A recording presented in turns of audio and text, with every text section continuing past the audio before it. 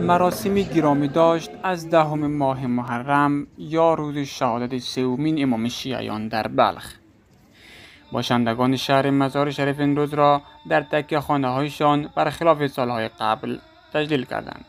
این مراسم که در یکی از تکیه خانه های بزرگ شهر مزار شریف برگزار شده بود، نواخوانان و مرثیت سرایان با خواندن نواهای جانسوز و سخنرانان با سخنرانی های عالمانشان از فداکاری های سید و سالار شهیدان و اصحابشان یاد نموده گرامی داشتند.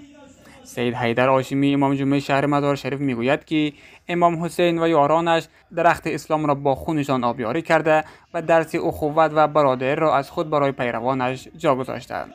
اطفال و تناب اسارت بسته است. عبیدالله زیاد و زینب گفت چی دیدی؟ زینب گفت جز زیبایی ندیدم.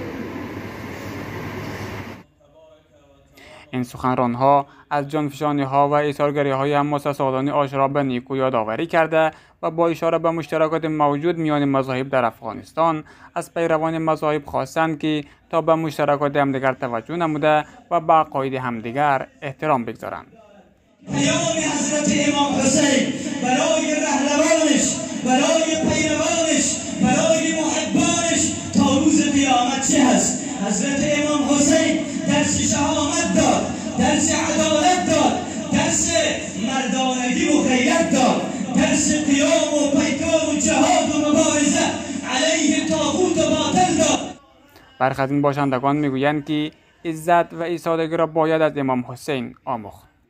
عزت و ایستادگی را از امام حسین علیه السلام فقط دفاع از حریم اسلام، دفاع از ننگ و نوامیس، دفاع از عدالت اجتماعی، آزادی که در راه خدا باشه. دیگر ما به خاطر عزت ایستاده ایم که حتی سر خود حاضر هستیم برای عاشورا و کربلا فدا کنیم. مراسم 10 ماه محرم هر ساله که در روضه منسوب به حضرت علی برگزار میشد و عزاداران دست دست از نقاط مختلف شهر مزار شریف در روضه منسوب به حضرت علی علیه السلام جمع می شدند و این روز را گرام می داشتند. اما مسئولان در مزار شریف نسبت به سالهای قبل بعضی از محدودیت‌ها را بالای عزاداران ماه محرم وضع کردند. آنان گفتند که مراسم عاشورای حسینی نباید در روضه منسوب به حضرت علی برگزار شود. آنان به عزاداران توصیه کردند که مراسم عاشورا را در مساجد و تکیه خانه‌هایشان برگزار کنند و دلیل این تعزیرات بر برگزاری مراسم عاشورا را تهدیدات امنیتی عنوان کردند.